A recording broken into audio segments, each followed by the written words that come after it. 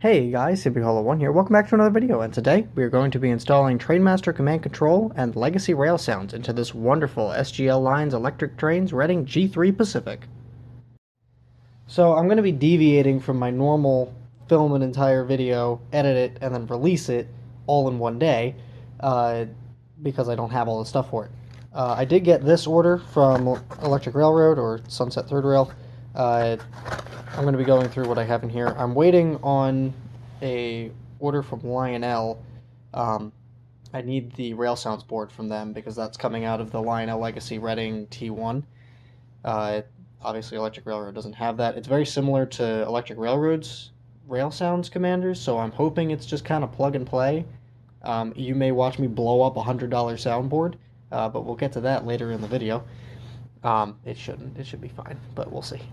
But yeah, so let's start going through what I got here from Electric Railroad. Alright, so up first here we got the Cruise Commander Kit. So I'm going to open this up here. First unboxing on the channel ever. This is how this is going to go. So we got our Cruise Commander board, obviously in its static bag. This is kind of like the heart of the engine. This is what does all the fancy bits. The bit that receives the thing, all the signals to tell the fancy bits what to do, is this thing. This is an R2 or R4 LC board. R4 LC. So this is kind of, I believe this is the receiver. This is what takes the signals from the Trainmaster Command Control thing and sends it into this, and then this sends it to all of the actual hardware that's inside of the locomotive. You saw a couple zip ties fly out. Okay, they gave me some heat shrink. It's very cute. And then I have this run program switch. And then I have all this wiring. I don't know what this is, but it'll probably be useful for something later. It might actually be for couplers. Not positive, though. And then they gave me some double-sided tape for the commander. And another zip tie. They also gave me some screws down here to mount the commander. They also, well, I ordered this, and so they gave it to me. This is the wiring harness to go between the commander and the RailSounds board. This is designed for their RailSounds commander boards, but if you look at their boards versus the RailSounds Lite board, like side by side, they are literally identical, all the way down to the names on the connectors, and all the terminals and everything like that. The only difference is that theirs come with a volume potentiometer already attached to the board, whereas Lionel's do not. They come with a 3-pin MOSFET connector. I think that's what they're called. It looks like this, except it's 3 pins. And then that would go to the actual potentiometer that's been mounted to the engine in some sensible location. That way you don't have to take the shell off to change the potentiometer. I also ordered this. This is the antenna for the RailSounds. This is another switch because I didn't realize that the command kit came with one. In my Reading T1 that I converted, I used this as the smoke unit switch. The G3 already has one, so I don't need it, so now I have an extra, which is fine, because I tend to break things. But this is mounted in one of the holes that used to be used for the E-unit lockout on the T1. But anyway, I also got these connectors, so there's 2 of them here. These are for the couplers. I'm going to have to dissect one of these because this is the only bit of hardware that didn't come with this purchase. This actually was snipped off of one of their Fat Boy speakers, which I also have just kind of sitting over on the side. I'm hoping it fits in this engine. I don't know if it will, though, because it's big and the tender is small. But I'm going to be using this to plug into the RailSounds board and connect to the speaker that is currently inside of the engine. I don't know if the current connectors will work, because the current connectors are for a completely different sound system. But it's just a 3-pin MOSFET plug. I just need to pop out the inside little metal clips and then take one of these and pull the connectors out of that and put them into here. And then I'll have the two wires that were originally there for speaker positive and speaker negative.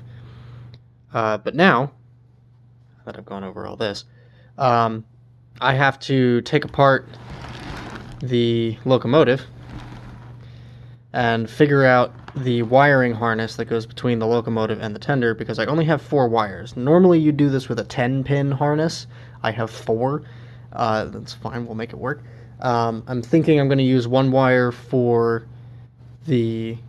Well, I need 2 wires for Chuff. I'm thinking 1 wire for hot, like for the center rail pickup, and then maybe a headlight. I don't know what I want to use that 4th wire for yet, but I have to see if that's needed for something else that's in the engine, like lighting, or an auxiliary ground or something like that, because it's brass and it's fancy and I don't know how it works. So we're going to go take it apart and figure it out. Alright, so I've learned a couple things in my endeavors of disassembling this. Black is black, gray is red, and I never want to take this motor out ever again. So in the orientation the engine is sitting, with the way the plug is, this is what I have found.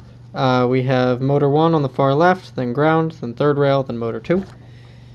I'm not going to change anything from that or redo anything inside of this engine. There's actually a circuit board in here that controls all the lighting and the smoke unit, and I learned that there is actually supposed to be a cab light. I think the bulb's just blown, but that's fine. But yeah, so there's a board in here that does all that. All it gets is common and ground, and then the switch control for the smoke unit. And then everything else is just really quite simple. So now I need to go into the tender, which is all the way over there, disassemble that, basically scrap everything that's in it, and then add my new electronics. So, interesting discovery here. There's this switch. I thought it was RailSounds power. It's not. It's nothing. So that's cool, I guess. Alright, so I've pulled all the electronics out. You can see here we have the volume potentiometer. Here's the switch that does nothing. The gray wires, as I said before, are positive. Blacks are ground, so this comes from both trucks. And then these 2 wires are for the rear coupler, which I'm going to need to connect the plug to. And then obviously our speaker. And then we have our backup light in here, and their leads. So it uses the whole tender as a baffle, which I think I'm going to keep. I'm just going to leave in this speaker, unless I, for some reason, have tons and tons of room that I can put in the double fat boys, but then I have to drill a bunch of other holes for the other speaker, and it's a whole mess. So I think I'm just going to keep the stock speaker and its improvised baffle. There is a wire that's somewhere in here that I cannot see that actually like goes up underneath the cold, and I'm wondering if that was originally supposed to be used as an antenna. Here it is. So I don't know why this is here. I don't know what it does. I'm afraid to test it. I don't want to just plug it into the antenna because I don't know if this is insulated to the frame. So I think I'm going to do an electrical test on those 2. And if they are insulated, then I can just use the tender shell as an antenna, which would be great. But if they're not, then I'm just going to hot glue it up in here probably. Which is going to work terribly because all this is metal, obviously. But I don't really want to tear apart the coal load on the top of the tender, so we're just going to hope and pray that it works. Alright, so here's the first installation. I have the commander board, the R4LC. I realized that the wire that I thought is a ground coming out of the engine is in fact a ground and not a chuff switch, which is what I was hoping it would be, because the drum exists underneath of, I think it's the first axle, for the reed switch that isn't there. So I just had to go order from third rail a reed switch with the magnets, so I can put that either on the drivers or on the tender wheels. But yeah, so this is the setup pre me making it look neat. Obviously the speaker doesn't do anything right now, the potentiometer doesn't do anything right now. This is my run program switch.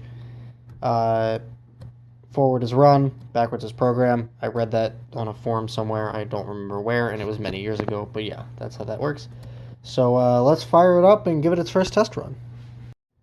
Alright, so obviously there's no sounds. The first thing I'm going to do is I'm going to try and program it to engine 19. I used 21 for the Reading T1, so I need to use 19 for this one. So I just flipped the switch from run to program. I'm going to take off the cover, track 1, apply power. It's in program mode, engine 19 set. Nothing happens. That's cool. The headlight would flash, but it does not. So track 1 and then power down, and back into run.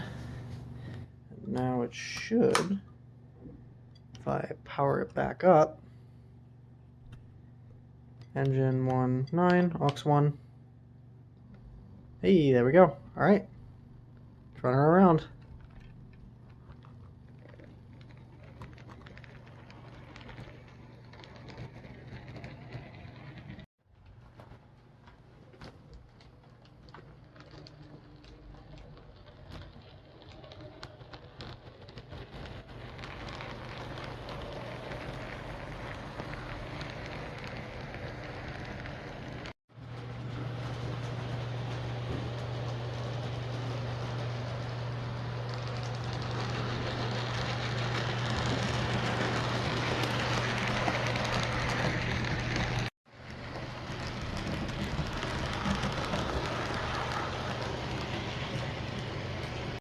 Alright, so let's do a little bit of a speed test here. The throttle is a little unresponsive. I don't know if that's due to the metal in the tender. Yeah, I'm trying to stop it. Alright. It's probably the metal in the tender. I don't think... Oh. Okay. Well, I put it in reverse and forgot the reverse light is an LED. So that's blown up now. That's okay. But yeah, I think it's the... Well, honestly, I don't know why it's very unresponsive, but it seems to be relative to layout position, not so much cab position. So that's speed step 1. Obviously, this is the Cruise Commander, so it functions like Odyssey speed control. And honestly, that's a lot better than it used to be able to do. So I am quite happy with this. And then obviously I can, if it had reception, oh, there it goes, I can crank it all the way up and run it at a somewhat high clip. Let me run it around the layout here.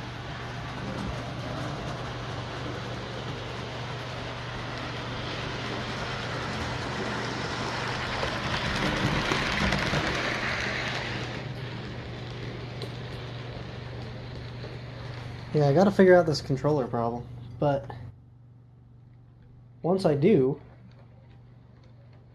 it'll run great. I did use that miscellaneous wire that I found in there because I electrically tested it to the shell, and it wasn't hardwired to the tender shell because the tender shell is not electrically insulated from the frame, but that wire was. So I used that. So I have no idea where it goes, but it's what I'm using as an antenna now, and it seems to be okay, minus the obviously intermittent reception things.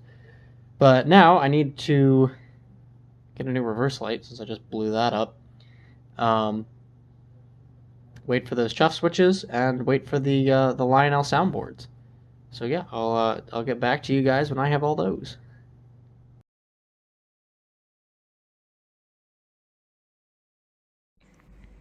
All right, so I got a box from Lionel today. It has screws. This is for the Legacy E7. One of the truck frames on the dummy unit has lost a screw, and I don't know how. It just kind of vanished at some point, and the only reason I know that is because I was running it around the layout, and it decided that it was just going to snag on one of my switches. Almost broke my switch motor, which was fun. But, yeah, the whole thing was just kind of like, well, because it's missing a screw. So I was looking at it, and getting these in is going to be an absolute freaking pain in the neck, so I'm not going to do a video on that. But I have them now, and I don't know if they're correct, but they were like a couple cents each, so I figured I would just get a bunch of them because I have a habit of losing things. But as you can see, the other thing in here is the RailSounds light board.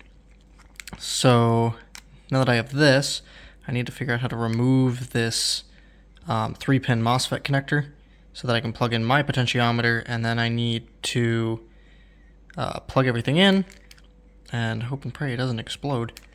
But yeah, that'll be fun. Okay, so I did a little bit of work off camera. Primarily this Chuff switch. As you can see, I have it mounted here next to the pickup roller. I also did some work on the inside with cable management. But yeah, so I primarily have to figure out how to get these guys into here, because I don't have a MOSFET connector for them. This is the Chuff switch wires. They give you a connector when you buy it. This is the speaker, and then I need to get the other harness out of the box, which is over there, to plug in the rest of the RailSound stuff. So additionally, I replaced the light in the tender. I blew this up because it was a 3-volt incandescent, not an LED, and I put an LED in it with a resistor because, yup, this thing is bizarre with its lighting output. When you're in conventional mode, it gives track power AC through your connections here to whatever your lights are. When you're in command mode, it gives an inverted DC at half track power. So if you're looking at this and you're going, hey, you put the red in the negative, yes, I did. Because I didn't switch these leads. These leads are correct. But because it's inverted DC, so it only goes on the negative side of the graph, you need to plug the positive into the ground and the negative into the positive in order to get LEDs to light up. So, but I did that and it works now. If you get it backwards, you'll notice that it'll turn on at super low voltages in command mode, and then it'll turn off at about 3 volts or so. I originally thought that I was blowing up LEDs, until I realized that they kept coming back, and then it was just digging through the internet to figure out why. But yeah, so, by the way, I have a Chuff switch kit somewhere. Here it is. So this is what you get, the Chuff switch kit. You get the magnet, you get your plug, and then you get the reed switches in there. And then now I have to put this onto that and plug the soundboard in. Alright, so I got everything wired in, the potentiometer's down here. I'm glad I double checked, because all of the things I found online actually had the terminals reversed for this, because everything's labeled on this board. So 3 volts was ground for everything that I found online, and then ground was 3 volts. So yeah. The signal is still the same. All it would do, I believe, is just reverse the potentiometer so that if you turned it all the way down, it would be at its maximum. And then if you turn it all the way up, it would be at its minimum. So not a huge consequence if it's backwards. It just means that I'm going to have a lot more trouble flipping these around. The power comes from the commander, as does the signal. I did confirm all these terminals. They are all correct. This is track power and ground, and then the Chuff switch, and then the signal goes into this massive connector on this end. The second one in is also a ground, and then you have your signal line in, and then your speaker wire, which I also confirmed using the letters on the bottom. I'm also being very careful not to actually touch this across any of the terminals, because I don't want to blow up this board. I shortened up the speaker wires, and I used a zip tie instead of just wrapping these wires around each other, so it's a little bit cleaner. But now we get to do the fun part, which is putting it on the track and powering it up and taking a listen. Alright, so I got power ready to be applied. So I'm going to use track 1, and I'm going to slowly crank it up, and hopefully nothing bad happens. Winding. There we go. It was a very aggressive buzzing noise. That's normal for this. Okay. Alright, it should be about 16 volts now. So I'm going to do engine 1.9, aux 1. Oh, that's... Okay. Didn't connect. That's slightly reassuring. Engine 1.9, aux 1. Oh boy. I've seen this issue before. Okay. Kill track power. And start debugging. Alright, so just for my own sanity, I've put the RailSounds board in the Polar Express. This has a very similar configuration. It just uses the IR tether and the serial decoder and all that fun stuff. So I'm going to power this up, and we're going to make sure that our board is not fried. Because if this makes noise, then we're good. Once I actually figure out how to select the engine. There it goes. Alright, well, it's making noise, so the board's good. But now I have to listen to it because it's here.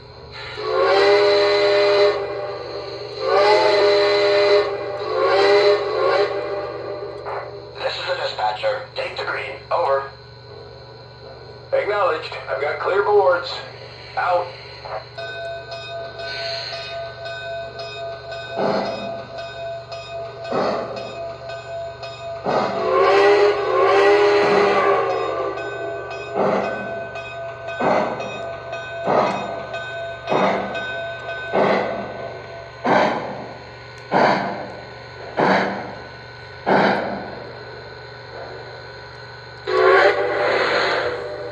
So yeah, there's a couple of differences in this tender versus what I have. Primarily this decoder here, because it receives signals, it receives its serial through the IR tether, sends that up into this decoder board, which splits it up and sends it into the actual RailSounds board. So this says to me that the potentiometer is not the issue. I was a little concerned about that because I didn't order one from Lionel. This is just what was in the engine, so that works because that's hardwired in. I was not cutting that out to put in the one that's already here. So the board's good, potentiometer's good. So now I just have to start unplugging stuff, I guess. Obviously not too many things because lack of power will cause things to fail. But I want to check to see if this battery connector, if I remove that, will it do anything? And then maybe some of the serial stuff, but I just want to be really careful because I don't want to, you know, blow it up while it's in this engine, because that would really suck. Alright, well, we're really into it now. So, I did a bunch of tinkering, and I have determined that this serial input is the issue. Everything works as is. I can put power on the track, and this makes noise. I'll do that in a minute. But when I plug this in, which is a ground and a serial, it stops working. So it behaves in such a way that it's acting like it's waiting to be woken up, but I can't get it to wake up. So I'm not entirely sure what to do now. I go back to school in 2 days, so I don't think this is going to be a project that I can finish anytime soon. I need to do a bunch of digging and figure out how the serial connectors work. I need to figure out how I can test this to make sure this is actually sending serial data, and all that fun stuff. Worst case scenario, I have to buy the internals out of a Legacy engine, because what I did was I tested it by taking the IR tether output, so the 2 wires that come off the receiver on the IR tether on the Polar Express, I just plugged that into this. Everything else was the same. I left this out because this kind of mutes it. Powered them both up, and when I controlled the Polar Express, it made sounds through this board. So when it receives serial through the IR port, it works. But when it receives serial through this port, it does not. So, yeah. I have a bunch of reading to do and a lot of research, but I will, I'll put some power on the track and I'll show you what it's doing currently. And maybe I'll run it around with some idle sounds for a little bit. But, I don't know how much more I'll be able to do with this soon. Alright, so right now I have the serial port disconnected here. I'm going to do track 1 for power. You can see we can get noise. If I blow the whistle while on track 1,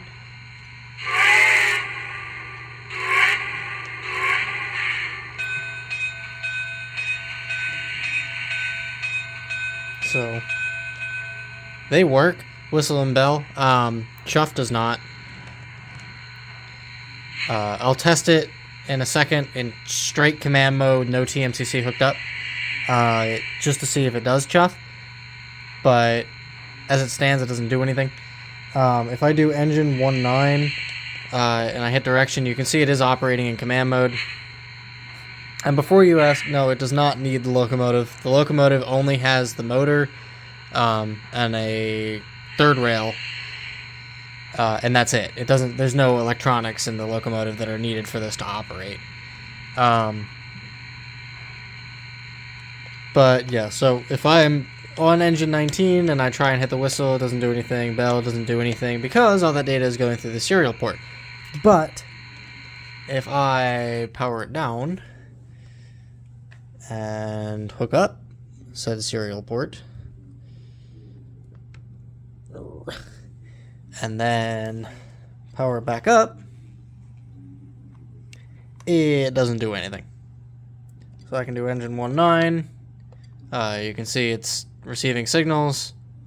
I can power it up, hit the whistle, hit 3, hit 1, hit 1 again. I don't know, 7, 2, aux 1, doesn't do anything.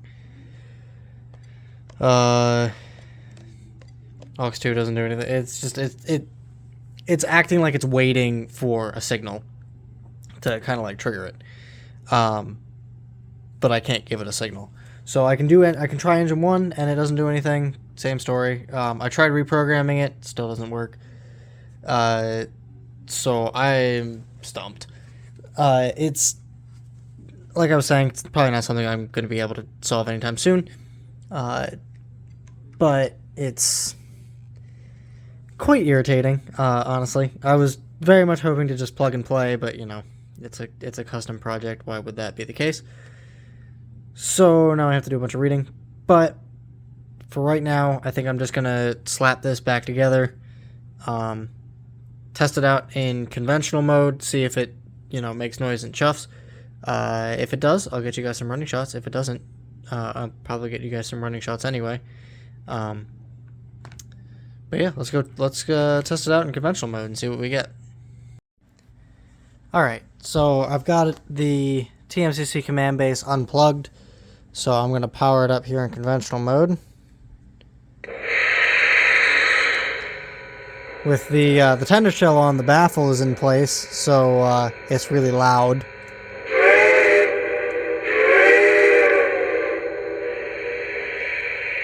Might have to adjust that with a potentiometer. But does not seem to want to chuff. So let's power cycle it. Still does not want to chuff.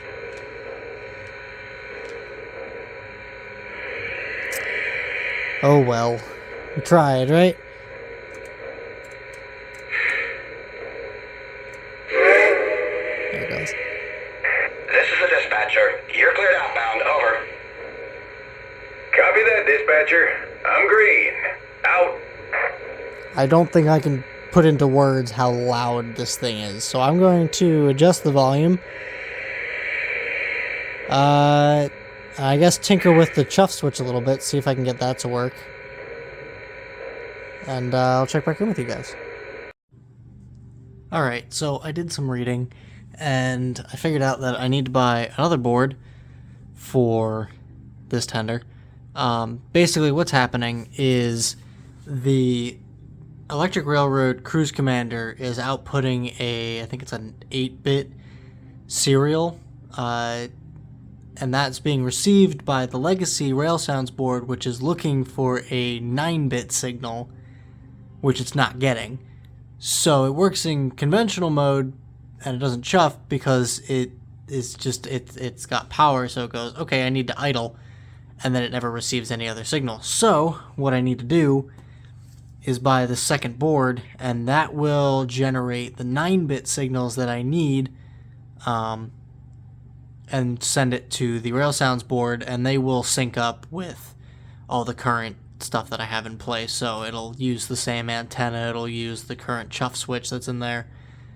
But I need to order that from Lionel, which means it's going to take a couple weeks to actually have my order filled, and then probably a little bit longer to actually get the part. So, as promised, I'll give you a running shot. It's not going to have any chuffing. I'll try and do whistle.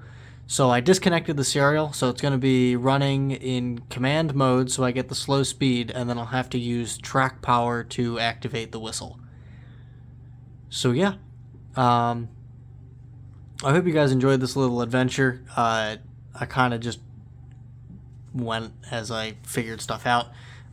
Let me know what you guys think of this this format of me just being like, hey, here's an issue, I'm going to try and troubleshoot it, and I just bring you along rather than telling you the final solution. I don't know if I'm going to do more of these videos per se, because I just don't have the time or the money to do these upgrades all the time, but I will definitely, if you guys want, I'll make them when I actually do these upgrades. For sure, this will have a part 2 when I get that second board and I'm actually home from school. But for now, this is where it's going to stay. So I hope you all enjoyed this incredibly long for me video. It's probably long for you too. But yeah, let me know what you guys think of this in the comments. And I hope you all enjoyed. Anyway, I'm CW Hollow 1, and have a good day. Or maybe good night in your case. See ya.